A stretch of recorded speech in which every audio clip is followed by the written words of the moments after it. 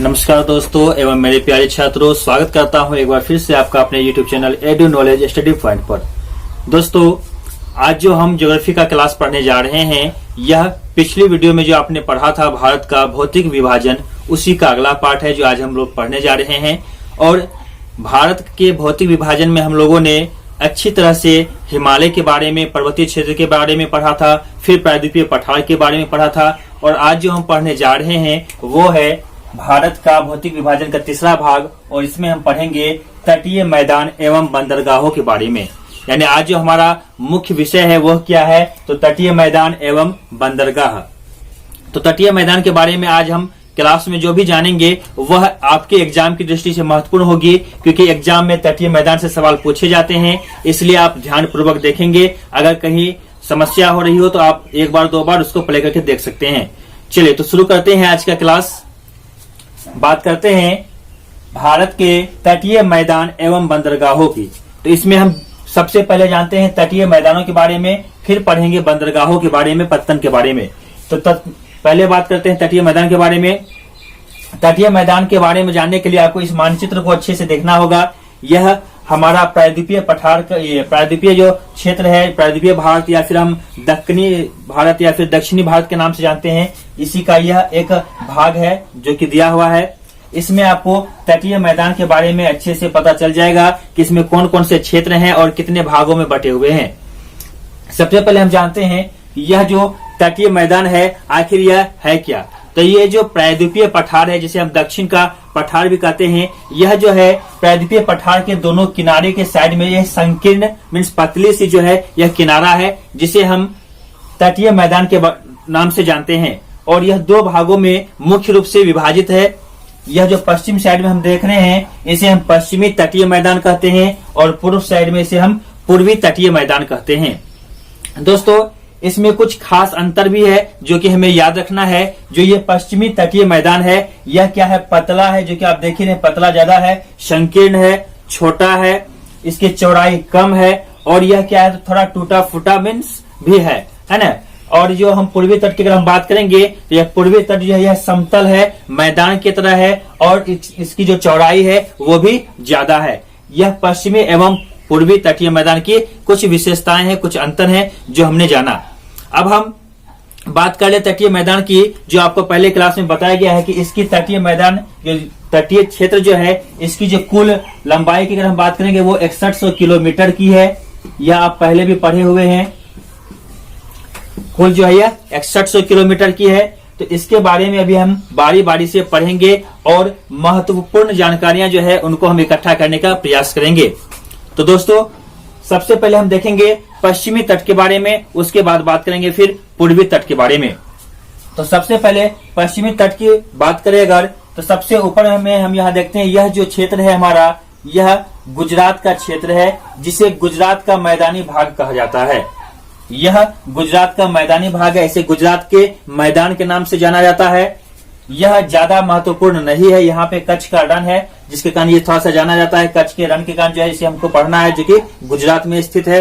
ठीक है, आगे जो हमारे लिए सबसे महत्वपूर्ण बातें जो आ जाती है पश्चिमी तट के बारे में, जहां से सवाल आती है, हम उनको देखते हैं। चलिए दोस्तों, इसके बाद जो है ये जो है पहला तट, यह पहला तट जो है ये कौन सा तट है, यह कोंकण तट है। पहला तट है कोंकण तट, जो महाराष्ट्र और गोवा के राज्य क्षेत्र में आता है। कोंकण तट महाराष्ट्र और गोवा के राज्य क्षेत्र में आता है। और ये जो विस्तार आप देख रहे हैं यह दमन से लेके गोवा तक, इनकी अगर हम लंबाई की बात करेंगे तो वो दमन से शुरू होती है और गोवा तक जाती है। दमन से गोवा तक जाती है, दमन से गोवा। ठीक है, और इसे हम कहते हैं कोंकण तट। और अगर इसकी हम लंबाई की बात करेंगे तो इसकी लंबाई है 530 किलोमीटर की। इनकी जो लंबाई है वह लगभग 530 किलोमीटर की है, जो आपको याद रखना है एग्जाम की दृष्टि से, यह महत्वपूर्ण है। और इनकी अगर हम चौड़ाई की बात करेंगे तो इनकी लंबाई आप देख रहे हैं इस तरह से है, और चौड़ाई इधर से, यानी चौड़ाई जो है पूर्वी घाट की तुलना में यह क्या है, कम है। तो इधर की जो चौड़ाई होगी वो ज्यादा होगी, और इधर की चौड़ाई क्या होगी, पश्चिमी तट की, वो कम होगी। तो पहला हमने देखा क्या, कोंकण तट। कोंकण तट जो है 530 किलोमीटर लंबा है। अगर हम चौड़ाई की जो इसकी बात करते हैं, चौड़ाई कितनी है, तो वो है 35 से 50 किलोमीटर। 35 से 50 किलोमीटर यह क्या हो गई, तो यह चौड़ाई हो गई। यानी लंबाई कितनी है 530 किलोमीटर और चौड़ाई कितनी है, तो 35 से 50 किलोमीटर। यह हो गई कोंकण तट की बात। कहां पर है, तो महाराष्ट्र और गोवा राज्य क्षेत्र में है। विस्तार कहां से कहां तक है, तो दमन से लेके गोवा तक है। इसे हम कहते हैं कोंकण तट। और यह चौड़ाई जो है 35 से 50 किलोमीटर की है और लंबाई जो है वो 530 किलोमीटर की है। आगे बात करते हैं कन्नड़ तट की। दूसरा जो तट है वो कौन सा है, यह है कन्नड़ तट। कन्नड़ तट की अगर हम विस्तार की बात करेंगे तो यह मुख्य रूप से जो है कर्नाटक राज्य क्षेत्र के अंतर्गत आता है।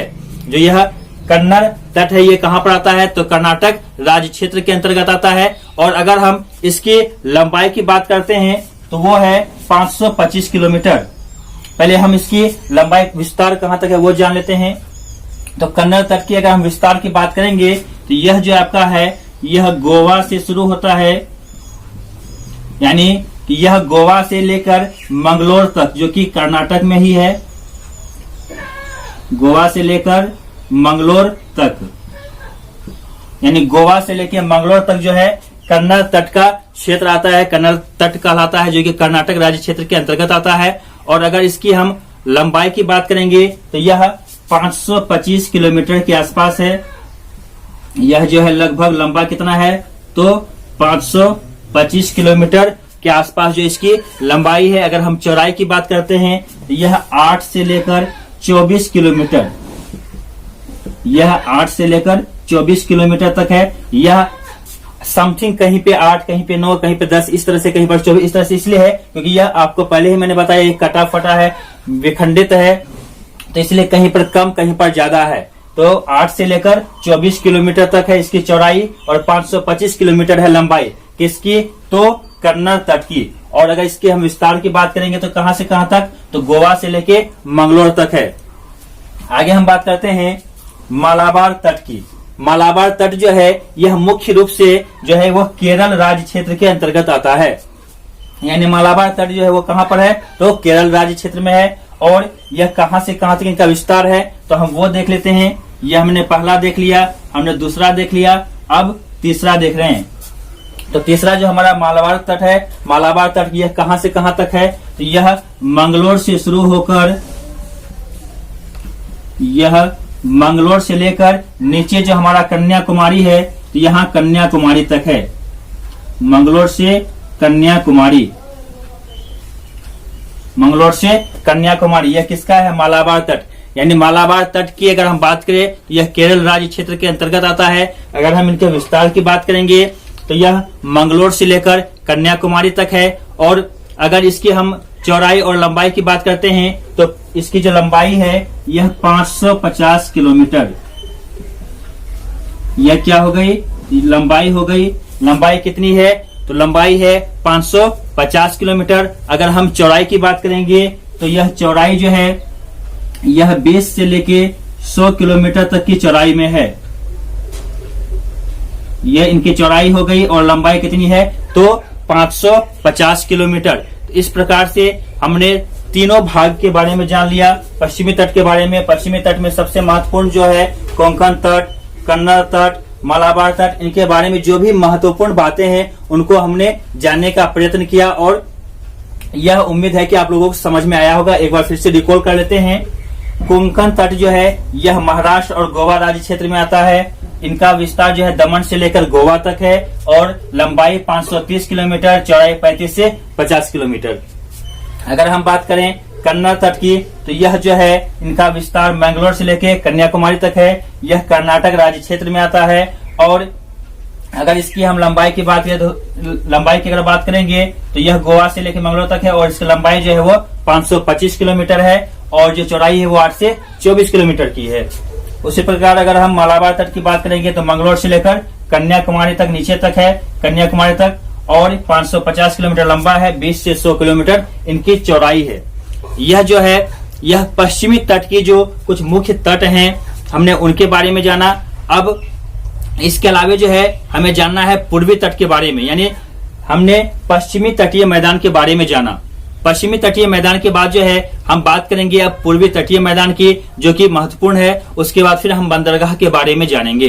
तो अब हम बात करते हैं पूर्वी तटीय मैदानों के बारे में। दोस्तों तो अब हम बात करते हैं पूर्वी तट के बारे में कि पूर्वी तट पर कौन कौन से तट हैं, हम उनके बारे में जानते हैं। तो यह पूर्वी तट में जो है सबसे पहला है, यह है उत्कल तट। सबसे पहले जो है यह कौन सा है, यह उत्कल तट है और पश्चिम बंगाल और उड़ीसा राज्य क्षेत्र में यह आते हैं। यह पश्चिम बंगाल और उड़ीसा राज्य क्षेत्र में आते हैं। अगर इनकी कुछ खास बातों के बारे में हम बात करेंगे तो यह जो है 400 किलोमीटर, यानी इनकी जो लंबाई है यह कितनी है, इनकी लंबाई है 400 किलोमीटर की। यह 400 किलोमीटर की लंबाई है, ठीक है। और अगर हम इसकी चौड़ाई की बात करते हैं तो इसकी चौड़ाई जो है वह लगभग 100 किलोमीटर हम लोग मान सकते हैं। यह जो है 100 किलोमीटर के आसपास का जो है इनकी चौड़ाई है। और यह मुख्य रूप से किस में आता है, तो पश्चिम बंगाल और जो उड़ीसा राज्य है इन क्षेत्रों में आता है। आगे हम बात करते हैं दूसरा जो हमारा है यह है उत्तरी सिरकार तट। हमारा जो दूसरा पूर्वी तट है यह कौन सा है, उत्तरी सिरकार तट। उत्तरी सिरकार तट जो है यह आंध्र प्रदेश तट के नाम से भी जाना जाता है और यह आंध्र प्रदेश राज्य क्षेत्र में आता है। और तीसरा जो हमारा है यह है कोरोमंडल तट। इसे हम कोरोमंडल तट कहते हैं और यह कहां पर है, तो तमिलनाडु राज्य क्षेत्र में आता है। और आपने नाम सुना होगा ये पुलिकट झील के बारे में। तो यह पुलिकट झील से लेकर कुमारी अंतरिप यानी कन्याकुमारी तक जो है फैला हुआ है। और अगर हम इसकी लंबाई और चौड़ाई की बात करेंगे तो इसकी जो लंबाई है यह 675 किलोमीटर की है। इसकी जो लंबाई है यह है 675 किलोमीटर की। और अगर हम चौड़ाई की बात करेंगे तो लगभग 100 किलोमीटर की इनकी चौड़ाई है। यानी यह लंबाई जो है 675 किलोमीटर है और इसकी चौड़ाई जो है वो 100 किलोमीटर की है। और यह जो है पुलिकट झील, जो नाम आपने सुना होगा, यह पुलिकट झील से लेकर जो है वो नीचे कुमारी अंतरिप यानी कन्याकुमारी तक फैला हुआ है। तो इस प्रकार से जो पश्चिमी और पूर्वी तट है हमने उनके बारे में जाना। मुख्य रूप से हमने पश्चिमी तट पर जाना कोंकण तट, कन्नड़ तट, मालाबार तट, पूर्वी तट पर उत्कल तट, उत्तरी सिरकार तट और कोरोमंडल तट। इन तटीय क्षेत्रों से जो है एग्जाम में सवाल आते हैं। इसलिए अगर आप लोगों को यह याद नहीं होगा तो आप मानचित्र के माध्यम से इस प्रकार से जो है याद कर सकते हैं। और इसके बाद हम फिर जानेंगे बंदरगाहों के बारे में। तब तक अगर आप स्क्रीनशॉट लेना चाहें तो स्क्रीनशॉट ले सकते हैं।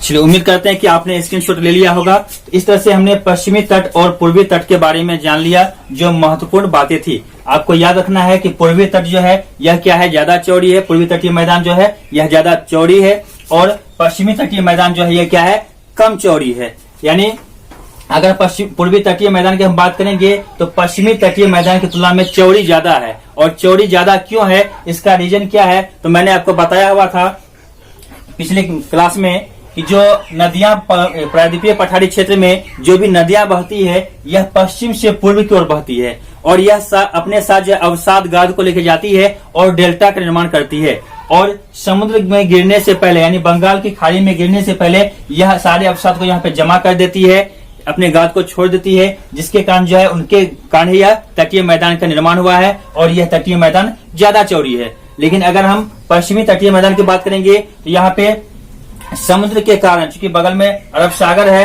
तो अरब सागर के कारण जो है यहाँ पे यह टूट फूट गई है, जिसके कारण से यह पतली है और कम ये संकीर्ण है और यह जो है ज्यादा चौड़ा है।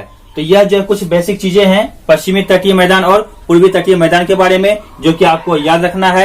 और अब हम इसी से संबंधित एक और चैप्टर को जानेंगे बंदरगाहों के बारे में, और जो कि एग्जाम में पूछे जाते हैं। तो हम इसके बाद अब जानेंगे बंदरगाह के बारे में।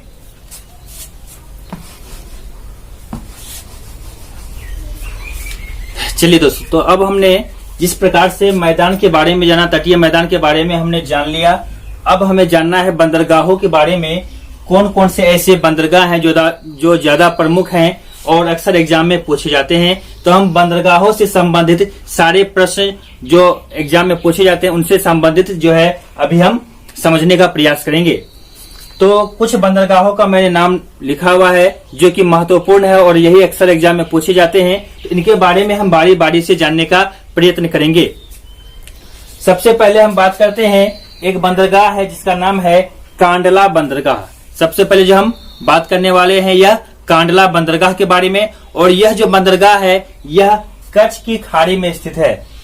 कांडला बंदरगाह कहाँ पर स्थित है? तो कच्छ की खाड़ी में स्थित है। और इस खाड़ी का पानी जो है यह काफी कम है, मीन्स गहराई जो है पानी की यह क्या है, कम है।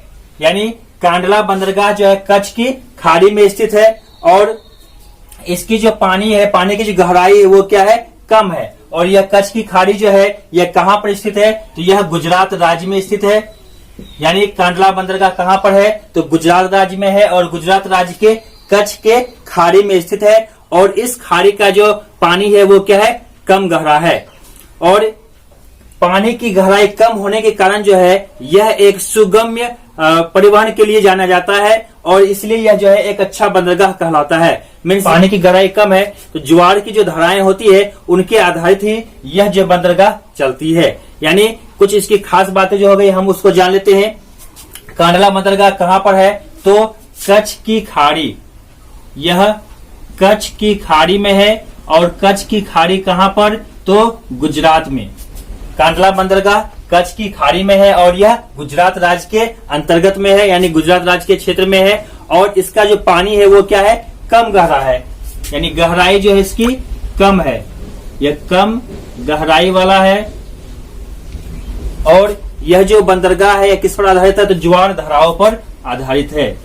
यह ज्वार धाराओं पर आधारित है। यानी इस कांडला बंदरगाह के बारे में 3 मुख्य बात आ गई। पहला क्या, कच्छ की खाड़ी में स्थित है और यह कम गहराई वाला बंदरगाह है। और तीसरा कि यह ज्वार धाराओं के द्वारा जो है चलती है, यानी ज्वार धाराओं पर आधारित है।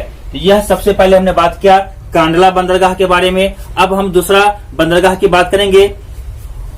और दूसरा बंदरगाह के बारे में जानने से पहले कुछ और इसकी खास बात है उसको जान लेते हैं। कि अभी इसका नाम बदल दिया गया है। यह जो कांडला बंदरगाह है इनका नाम फिलहाल में जो है वह परिवर्तन कर दिया गया है और इनका जो नया नाम है वो है दीनदयाल उपाध्याय। इनका नाम है अब दीनदयाल उपाध्याय। यानी दीनदयाल उपाध्याय जी जो हैं इन्हीं के नाम पर रखा गया है इस बंदरगाह का नाम। और इसका नाम अब है दीनदयाल उपाध्याय बंदरगाह। यानी कांडला बंदरगाह का नया नाम क्या हो गया है? दीनदयाल उपाध्याय बंदरगाह। ऐसे भी एग्जाम कई बार पूछे जाते हैं कि नया नाम क्या है या फिर पुराना नाम क्या है, तो यह भी हमें याद रखना है। और यह काफी व्यस्ततम जो है बंदरगाह है और यह जो है जितने भी उत्तरी भारत के क्षेत्र हैं सबके लिए जो है यहाँ पे यातायात का काम अगर जल परिवहन के द्वारा हो या फिर कोई सामान समुद्री जहाज के माध्यम से भेजने का या लाने का, तो वो इसी कांडला बंदरगाह के द्वारा जो है संपन्न किया जाता है। तो आगे हम बढ़ते हैं। अगला जो हमारा है वो है मुंबई और नाहवा सोवा। हम इन 2 बंदरगाह के बारे में बात करेंगे। यह मुंबई और नाहवा सोवा यह दोनों बंदरगाह जो है यह महाराष्ट्र राज्य में है। यह कहाँ पर है? तो ये दोनों ही बंदरगाह जो है महाराष्ट्र राज्य में है। और भारत का सबसे बड़ा बंदरगाह है नाहवा सोवा। यानी नाहवा सोवा के बारे में खास बातें क्या हो गई कि यह जो है यह सबसे बड़ा बंदरगाह है। सबसे बड़ा बंदरगाह है कहाँ का? तो भारत का। नाहवा सोवा सबसे बड़ा बंदरगाह है। यह इंपॉर्टेंट है, हमें याद रखना है। सवाल पूछे जा सकते हैं कि भारत का सबसे बड़ा बंदरगाह कौन है, तो वो नाहवा सोवा है। और इसके बारे में और एक खास बात है कि यह एक आधुनिक बंदरगाह मीन्स नया बंदरगाह है। तो यह भी हमें याद रखना है कि यह बड़ा बंदरगाह तो है ही, साथ साथ यह आधुनिक भी है मीन्स नया भी है। और इसके बारे में कुछ खास बात अगर हम जानेंगे तो इसका जो नाम है वह भी बदल दिया गया है। और जो नाहवा सोवा है इसका नाम बदलकर अब कर दिया है जवाहरलाल नेहरू के नाम पर। इसका नाम हो गया है जवाहरलाल नेहरू। यानी इसे अब जवाहरलाल नेहरू के नाम से जानते हैं। यह जवाहरलाल नेहरू बंदरगाह हो गया है। यानी नाहवा सोवा का जो नया नाम है वो है जवाहरलाल नेहरू बंदरगाह। तो यह नाहवा सोवा के बारे में कुछ खास बातें हो गई। अब हम आगे बात करते हैं मुरमा गोवा। अगला बंदरगाह जो हमारा है वो है मुरमा गोवा। मुरमा गोवा बंदरगाह के बारे में कुछ खास बातें हम जान लेते हैं। मुरमा गोवा कहाँ पर है, तो यह गोवा राज्य में है। यह कहाँ पर है, तो गोवा में है। और इसका जो निर्माण हुआ है यह जुआरी नदी, एक नदी है जिसका नाम है जुआरी नदी। जुआरी नदी के ज्वार नदमुख क्षेत्र में हुआ है। जुआरी नदी के ज्वार नदमुख क्षेत्र,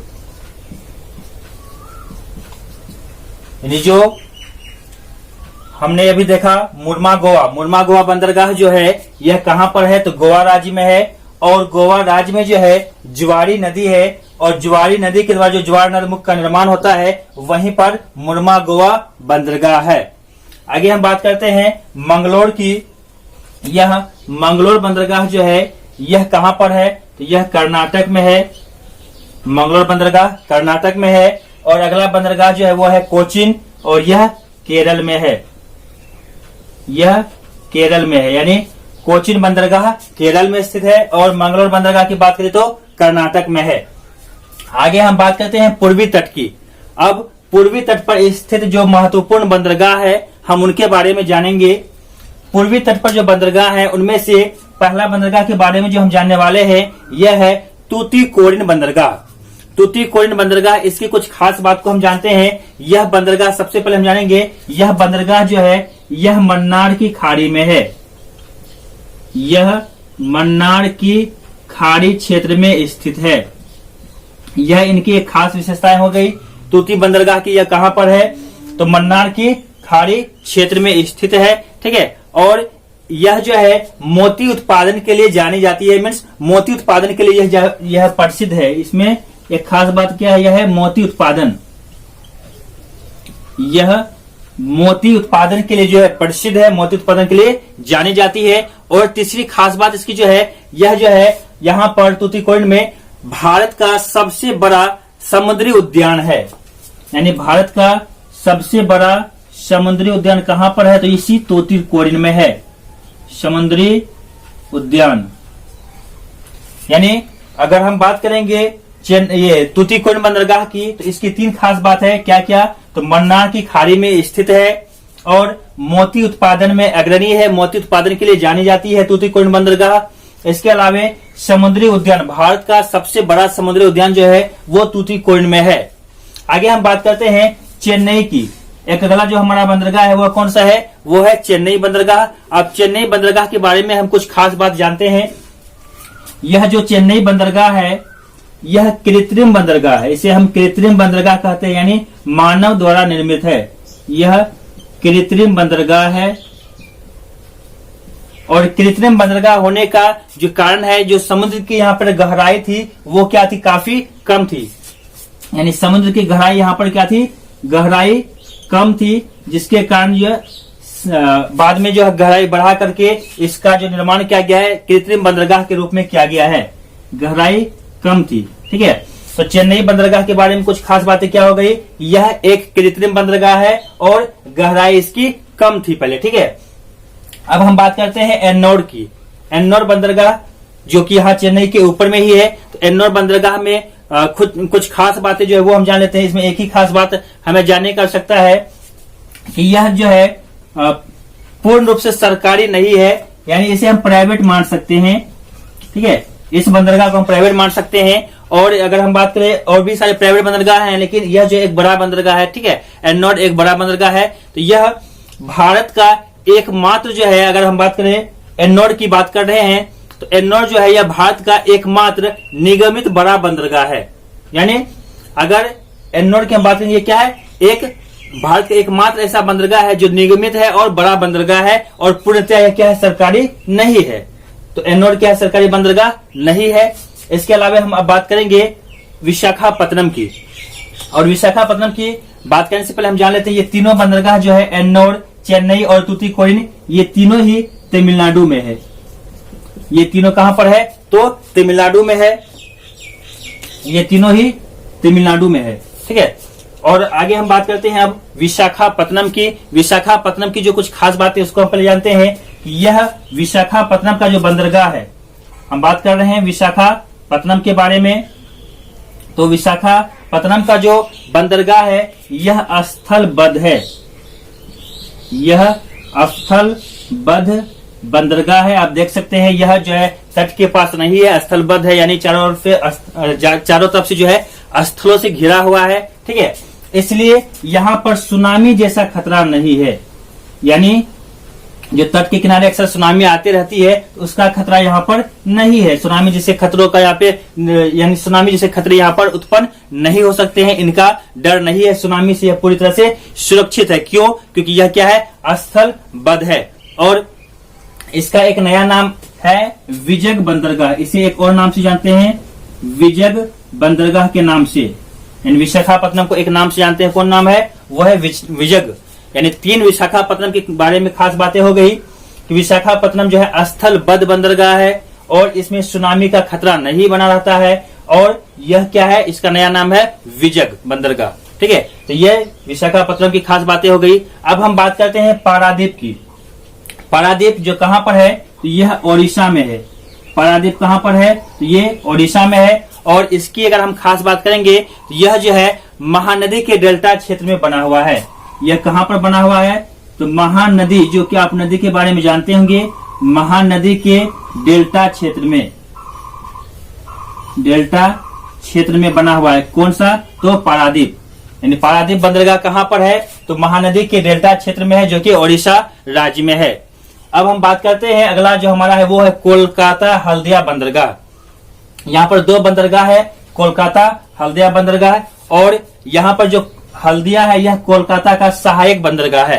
हल्दिया जो है वो कोलकाता का सहायक बंदरगाह है। और अगर हम कोलकाता की बात करें, कोलकाता शहर जो बसा हुआ है यह हुगली नदी के किनारे बसा हुआ है। कोलकाता शहर हुगली नदी के किनारे बसा हुआ है, ठीक है, तट पर है। और हुगली नदी क्या है, तो हुगली नदी गंगा की जो है वितारिका मानी जाती है, बांटने वाली, जो पानी को एक बांटने का काम करती है, वितारिका कहलाती है। वो हम नदी वाले चैप्टर में पढ़ेंगे अच्छे से। तो हुगली नदी क्या है, तो गंगा की वितारिका नदी है, मीन्स बांटने वाली नदी है। और हल्दिया कोलकाता का सहायक बंदरगाह है। और इसी हुगली नदी के माध्यम से जो है कोलकाता शहर तक जो है सारे सामान पहुंचते हैं। यानी अगर हम बात करें कोलकाता तक जो जहाज पहुंचती है वह किसके माध्यम से, हुगली नदी के माध्यम से। यानी कोलकाता जो भी जहाज आएगी वह किसके माध्यम से आएगी, तो यह हुगली नदी के माध्यम से आएगी, यह हमें याद रखना है। और हुगली नदी का जो पानी है वो क्या है, कम गहरा है। जिस प्रकार से हमने यहाँ देखा था कांडला बंदरगाह का पानी कम गहरा था, उसी प्रकार से हुगली नदी का जो पानी है यह भी क्या है, तो कम गहरा है।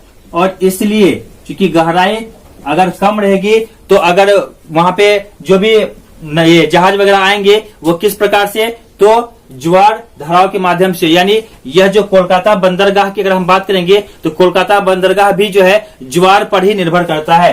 यानी यह भी किस पर निर्भर करेगा, तो ज्वार पर निर्भर करेगा। तो ये कोलकाता हल्दिया के बारे में कुछ खास बातें हो गई जो अक्सर एग्जाम में पूछे जाते हैं। इसके बाद एक और अभी बचा हुआ हमारे पास बंदरगाह जिसका नाम है पोर्ट ब्लेयर। यह पोर्ट ब्लेयर बंदरगाह जो है यह कहां पर है, तो अंडमान निकोबार में है। यह जो है पोर्ट ब्लेयर ये कहां पर है, तो अंडमान निकोबार में है। अंडमान निकोबार द्वीप समूह के बारे में आप जानते ही हैं। अंडमान निकोबार जो द्वीप समूह है उसकी राजधानी पोर्ट ब्लेयर है। और यहीं पर जो है पोर्ट ब्लेयर बंदरगाह है जहां से कि जहाज आते जाते हैं। तो इस तरह से जो है बंदरगाह चैप्टर से जो भी महत्वपूर्ण बंदरगाह थे जिनके सवाल अक्सर एग्जाम में पूछे जाते हैं, और कई स्टूडेंट ऐसे हैं जो जिनमें कंफ्यूज रहते हैं या फिर नहीं सोल्व कर पाते हैं, तो आप इस वीडियो के माध्यम से जो है उसको पूरा कर सकते हैं। यानी अगर बंदरगाह चैप्टर से कोई सवाल आपसे अगर किसी भी एग्जाम में मिल जाते हैं तो जरूर है कि आप उसको सोल्व कर सकते हैं। और बंदरगाह चैप्टर से कोई भी सवाल आपका नहीं छूटेगा। सिर्फ आपको करना यही है, इस वीडियो को ध्यान से देखना है, अच्छे से पढ़ लेना है, नोट डाउन कर लेना है और इसका एक नोट्स तैयार करके जो अपने पास रखना है ताकि आप इसको बार बार याद कर सके। और अगर कहीं समझने में कहीं दिक्कत होगी इस वीडियो को आप बार बार प्ले करके देख सकते हैं, 2 बार 3 बार जब भी आप चाहें प्ले करके देख सकते हैं और याद अच्छे से कर सकते हैं। तो दोस्तों अगर इनका आप स्क्रीनशॉट लेना चाहते हैं तो आप स्क्रीनशॉट ले लें।